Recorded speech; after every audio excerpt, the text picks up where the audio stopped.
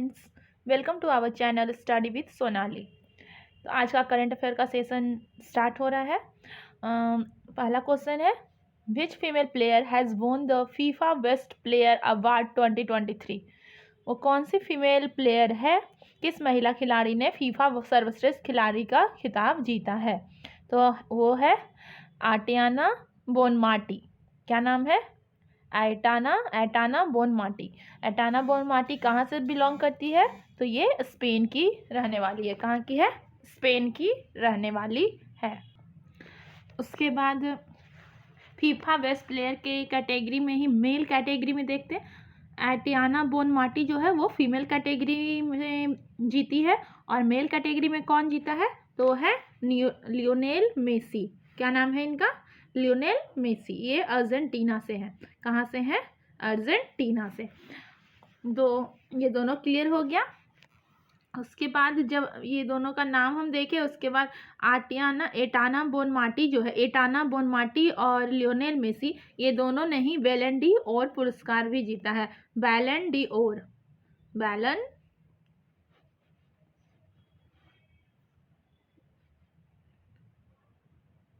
D और बैलन D और अवार्ड जो है बहुत ही फेमस अवार्ड है। ये भी यही दोनों ने जीता है। कौन? एटाना बोनमाटी और पुरुष वर्ग के लियोनेल मेसी। चलिए, तो ये कंप्लीट हो गया। ये लियोनेल मेसी ने ये जो खिताब है फीफा बेस्ट प्लेयर अवार्ड, ये कितने बार जीता है? 9 टाइम्स ये जीत गए। इस बार ये 9वीं बार ये जीते हैं लियोनेल मेसी। ये याद रखेंगे। ये क्वेश्चन कंप्लीट। तो चलिए दूसरे क्वेश्चन पे आते हैं। According to NITI Aayog, which state has the highest poverty reduction? NITI Aayog के अनुसार किस राज्य की स्थिति सबसे अधिक गरीबी घटाने में स्थिति सबसे आगे रही है? गरीबी घटाने के मामले में, किस मामले में? गरीबी को हटाने के मामले में। तो वो है उत्तर प्रदेश। कौन सा राज्य है हमारा? उत्तर प्रदेश है। इस गरीबी का रिडक्शन जो है बहुत ही तेज गति से हुआ। सबसे ज़्यादा गरीब लोग जो हैं, जो बिलो पॉवर्टी लाइन रहते थे, वो सबको एवर पॉवर्टी लाइन लाया गया है। वो सबसे ज़्यादा संख्या कहाँ का है? तो उत्तर प्रदेश का है। और दूसरे नंबर पे है बिहार है, बिहार है, और तीसरे नंबर पे मध्य प्रदेश है। पहला पे है उत्तर प्रदेश, देन बिहार, देन मध्य प्रदेश। तो उत्तर प्रदेश में थोड़ा हम डिटेल में जान ले कि 9 साल जो है, ये 9 साल ये किसका टेन्योर है? ये नरेंद्र मोदी की सरकार का, बीजेपी सरकार का टेन्योर है। यहाँ पे उत्तर प्रदेश में योगी नाथ का है। तो उनका 9 साल के टेन्योर में 6 करोड़ लोगों को क्या कर दिया गया है? पॉवर्टी से बाहर निकाल लिया गया है, मतलब गरीबी से बाहर निकाल लिया गया है। 9 वर्षों में 6 करोड़ लोगों को गरीबी से बाहर आए हैं, बाहर लाया गया है। किसके द्वारा? उत्तर प्रदेश सरकार के द्वारा। अगर हम पूरे इंडिया के पर्सपेक्टिव से, उसके रिस्पेक्ट में, इंडिया के रिस्पेक्ट में बात करें, तो इंडिया में क्या है? 9 सालों में कितने करोड़ लोगों को बाहर लाया गया पॉवर्टी से? वो है 25 करोड़। 25 करोड़ लोगों को पॉवर्टी से ऊपर लाया गया है पूरे 9 सालों में। ये 9 साल का आंकड़ा है। देखिए, एक तरह से ये बहुत ही अच्छा आंकड़ा है, और इस पर लेकिन वर्क और होना चाहिए, क्योंकि हमारा पॉपुलेशन भी इसके रिस्पेक्ट में बहुत ही ज़्यादा है। तो 25 करोड़ पीपल्स को अभी तक पॉवर्टी के ऊपर लाया गया है, और इसका टारगेट रखा गया है 2030 तक, 2023 तक। क्या टारगेट है? कि हाफ ऑफ द पॉपुलेशन को, जितना भी गरीब का जो बिलो पॉवर्टी लाइन के जितने भी पॉपुलेशन है, उसमें से हाफ ऑफ द पॉपुलेशन को एबव पॉवर्टी लाइन, मतलब पॉवर्टी से बाहर निकालने के लिए कार्य किया जाएगा। और कोशिश है 2023 नहीं, सॉरी 2030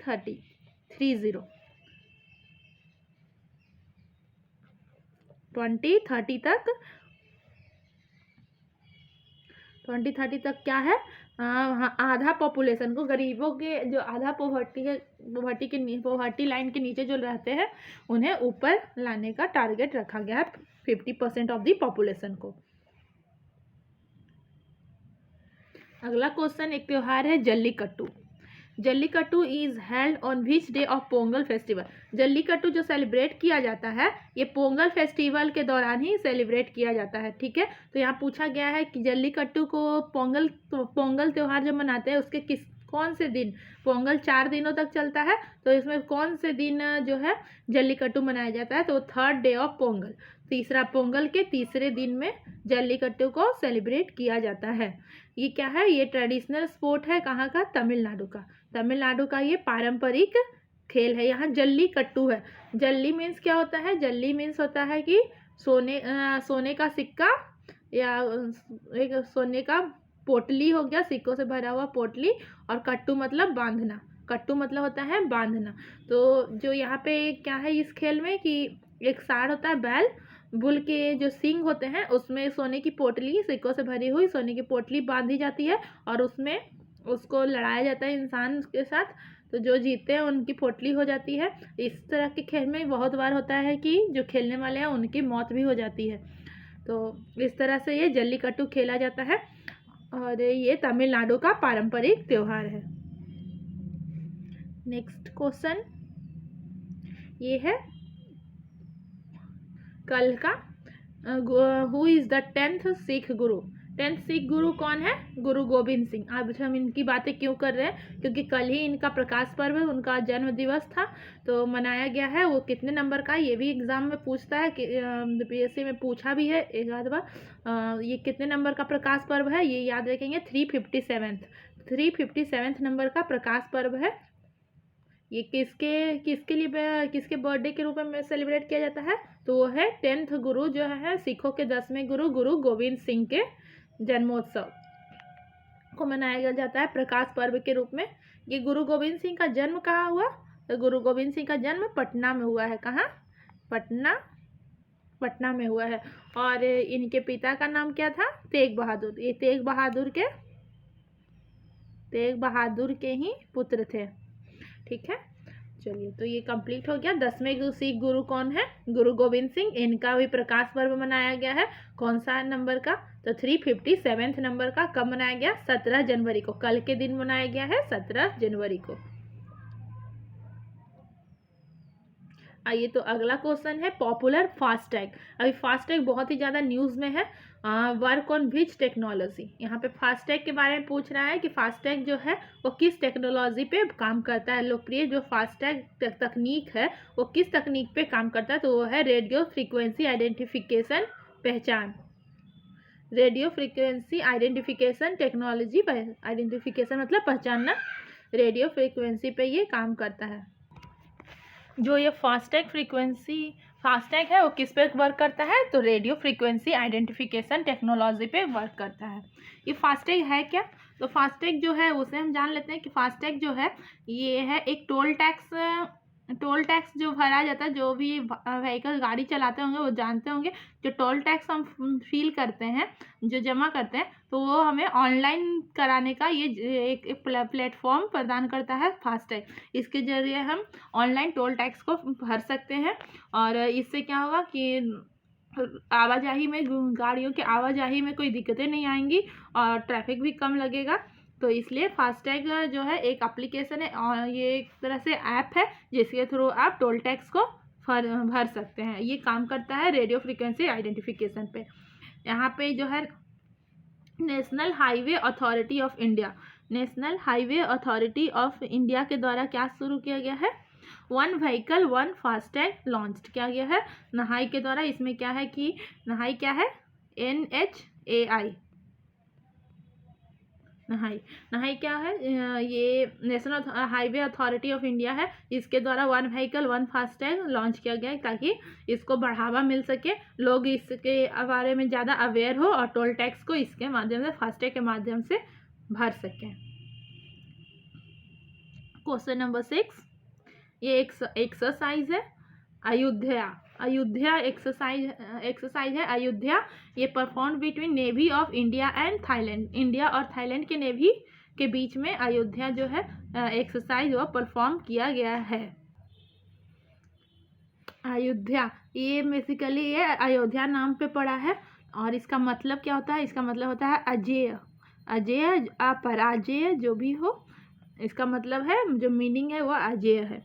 और ये किस में हो रहा है, तो ये हमारे हिंद महासागर में हो रहा है। किसके बीच? इंडियन नेवी और royal navy of Thailand. Indian navy और थाईलैंड के नेवी के बीच में कौन सा एक्सरसाइज किया जा रहा है? अयोध्या अयोध्या अयोध्या। ये किसके नाम से डिराइव करके बनाया गया है? अयोध्या को याद करते हुए अयोध्या के नाम पर अयोध्या करके रखा गया है। इसका मीनिंग होता है अजेय या अपराजेय, जिसे हम पराजित ना कर सके। चलिए, तो अगला है global fire power index. Global fire power index 2024 ये किस पे बेस्ड है? तो ये सैन्य शक्ति का प्रदर्शन पे बेस्ड है। किस पे बेस्ड है? ये सैन्य शक्ति का प्रदर्शन जो देश करते हैं, सैन्य शक्ति का, उस पे बेस्ड है ये एक्सरसाइज। ये क्या है? Index, global fire power index 2024। इसमें इंडिया का रैंक कौन सा है ये याद रखेंगे। इंडिया को चौथे स्थान पर रखा गया। जिसका सैन्य शक्ति जितना मजबूत है वो उतने टॉप पे है। ठीक है। और दूसरे क्या हो गया? इंडिया हो गया पहले रैंक, 4th रैंक पे। और टोटल कितने कंट्रीज इसमें पार्टिसिपेट किए हैं? तो वह है 145 कंट्रीज। 145 कंट्रीज ने ग्लोबल फायर पावर इंडेक्स सैन्य शक्ति अभ्यास में, अग्नि शक्ति अभ्यास है, अभ्यास नहीं है सॉरी, सूचकांक है, इसमें पार्टिसिपेट किया है 145 कंट्रीज। जैसे 4th पे तो है इंडिया, लेकिन पहले पे कौन है? तो पहला पे है अमेरिका, USA, अमेरिका है। और दूसरे नंबर पे हो गया रसिया, दूसरे नंबर पे रसिया है। और तीसरे नंबर पे है चाइना। और चौथे पे तो हमारा इंडिया है 4th नंबर पे। तो याद रखेंगे ये sequence, America, Russia, China and then India. जब हम इसको देख ही रहे हैं, इसे कंप्लीट करें तो थोड़ा और भी त्योहार है। एक और त्योहार है यहाँ पे, नहीं, ये धनु यात्रा है, ये उड़ीसा का। ये तो कंप्लीट हमने कर लिया, ये कंप्लीट कर लिए। वैश्विक अग्नि शक्ति सूचकांक, जिसमें 4th नंबर पे है भारत। और अब है धनु यात्रा। धनु यात्रा कहाँ का पर्व है? तो ये याद रखेंगे, धनु यात्रा जो है वो उड़ीसा का पर्व है। कब से कब मनाया गया है? तो ये 15 जनवरी से लेके 25 जनवरी, 10 दिन तक चलेगा। धनु यात्रा उड़ीसा में है। अच्छा, ये किस पे बेस्ड है? तो ये कृष्ण लीला पे बेस्ड है। कृष्ण भगवान के जितने भी लीलाएं हुई हैं उसको स्टोरी के रूप में प्रेजेंट करना, यही धनु यात्रा का थीम रहता है। ये कब से स्टार्ट हुआ है? तो ये 1945-46 के समय का है। एक सेकेंड, 1945,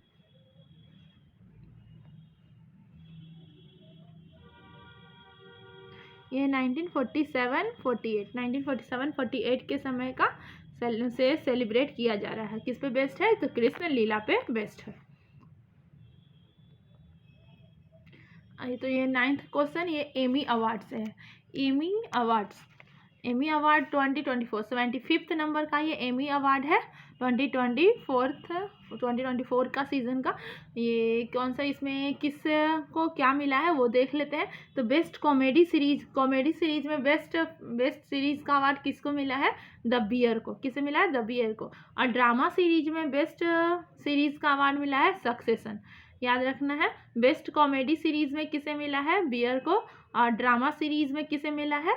सक्सेशन को। और ये कब से स्टार्ट है? मतलब ये एमी अवार्ड कब से दिया जा रहा है? तो 1949 से दिया जा रहा है। किसके द्वारा?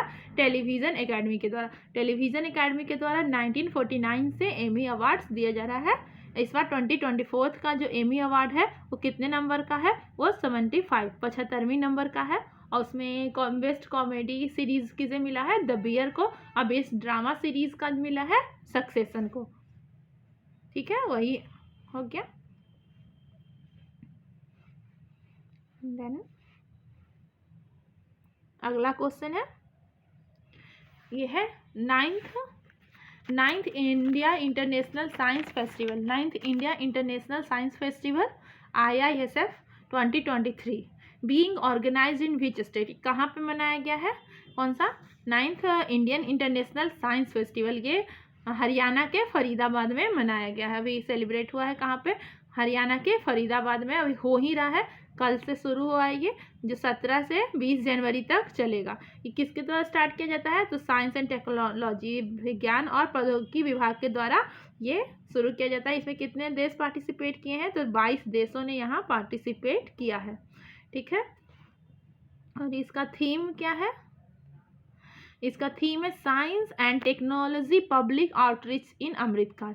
मतलब साइंस एंड टेक्नोलॉजी को वो मतलब लोग पीपल पब्लिक हमारे जो जन सामान्य तक पहुंचाना, ये अमृतकाल के अंदर यही इसका क्या है?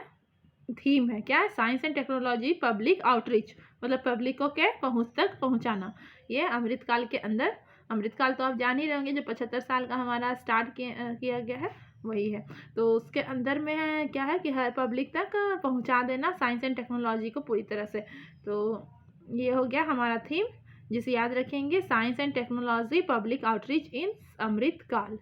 ये कहाँ शुरू हुआ है? तो हरियाणा फरीदाबाद में। कब से कब तक चलेगा? तो 17 से 20 जनवरी तक ये department of science and technology के द्वारा शुरू होता है और इसमें 22 कंट्री पार्टिसिपेट कर रहे हैं। ये कब से शुरू हुआ? तो पहली बार ये कब दिया गया था? तो पहली बार ये दिया गया था पहली बार ये 2015 को 2015 को दिया गया था। कहाँ पे हुआ था उस समय? उस समय दिल्ली में हुआ था। कहाँ? दिल्ली में हुआ था 2015 में। और इस बार का फरीदाबाद में 2024 वाला 23 वाला कहाँ हो रहा है? 23 वाला है, लेकिन हो कब रहा है? 24 में हो रहा है फरीदाबाद में। ठीक है, नेक्स्ट वन,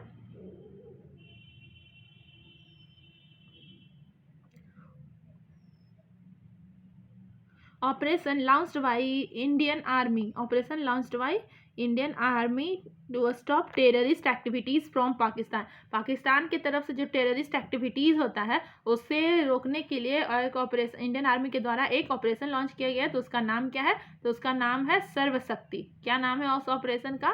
सर्वशक्ति। आतंकवादियों को रोकने के लिए भारतीय सेना द्वारा चलाया गया ऑपरेशन पाकिस्तानियों से गतिविधियों की तरफ को रोकने के लिए, तो वो है ऑपरेशन सर्वशक्ति है। ये कहाँ पे ये एक्टिविटी को, ये जो ऑपरेशन को एक्टिव रखा गया है कहाँ पे? वो पीर पंचाल रेंज में। पीर पंचाल का जो पर्वतमाला है उसी के आसपास में ये सर्वशक्ति ऑपरेशन को चलाया जा रहा है। जब हम ऑपरेशंस को देख रहे हैं तो कुछ और ऑपरेशंस को भी देख ले। उसमें है सम अदर इम्पॉर्टेंट ऑपरेशंस है। एक है ऑपरेशन अजय। ऑपरेशन अजय कब चलाया गया था? इजराइल में जो अभी कॉन्फ्लिक्ट चल रहा है उसी से इवैक्यूएट करने के लिए इंडियन को वहाँ से निकालने के लिए, इजराइल से भारतीयों को निकालने के लिए जो ऑपरेशन चलाया गया वो अजय है। और ऑपरेशन कावेरी कहाँ से चलाया गया? तो सूडान में फंसे भारतीयों को निकालने के लिए ऑपरेशन कावेरी चलाया गया था। ऑपरेशन कावेरी सूडान से भारतीयों को निकालने के लिए चलाया गया है ऑपरेशन कावेरी। ऑपरेशन दोस्त जो है वो तुर्की और सीरिया की सहायता के लिए जो है 2023 में जो भूकंप आया था उसके लिए तुर्की और सीरिया को सहायता पहुंचाने के लिए ऑपरेशन दोस्त चलाया गया था हमारे इंडियन गवर्नमेंट के द्वारा। उसका नाम था ऑपरेशन दोस्त। और उसी तरह से ऑपरेशन गंगा है। ऑपरेशन गंगा कब चलाया गया था? कोविड-19 महामारी के दौरान चलाया गया था। उसमें जो बाहर विदेशों में जो फंसे हुए नागरिक थे उन्हें लाने का, वहाँ से निकालने का जो चलाया गया था ऑपरेशन, उसे ऑपरेशन गंगा के तहत डाला गया था और उसका नाम रखा गया था ऑपरेशन गंगा। तो चलिए ये चारों भी हमारा कंप्लीट हो जाता है। अजय, कावेरी, दोस्त और गंगा। अजय हो गया इजराइल से निकालने के लिए, कावेरी हो गया सूडान से भारतीयों को निकालने के लिए, दोस्त हो गया टर्की और सीरिया में जब 2023 में जब भूकंप आया था उस समय सहायता पहुंचाने के लिए टर्की और सीरिया के लोगों के लिए। ये दोस्त टर्की और सीरिया के लोगों के लिए है, बाकी का सब है जो इंडियंस के लिए जो बाहर विदेशों में फंसे हुए थे। ऑपरेशन गंगा वो महामारी के समय जो इंडियंस बाहर फंसे हुए थे उन्हें वापस अपने देश लाने के लिए चलाया गया एक ऑपरेशन था ऑपरेशन गंगा। और अभी ऑपरेशन सर्वशक्ति बता दिए। ऑपरेशन सर्वशक्ति जो पाकिस्तानियों की तरफ से जो टेररिस्ट एक्टिविटीज़ होते हैं, टेररिस्ट अटैक्स, उससे बचने के लिए to stop the terrorist activities from Pakistan Sarvashakti चलाया गया है। चलिए तो हमारा आज का करंट अफेयर्स का सेशन कंप्लीट हो जाता है। तो आपको हमारा करंट अफेयर का सेशन कैसा लगा तो ज़रूर बताएं। Thank you.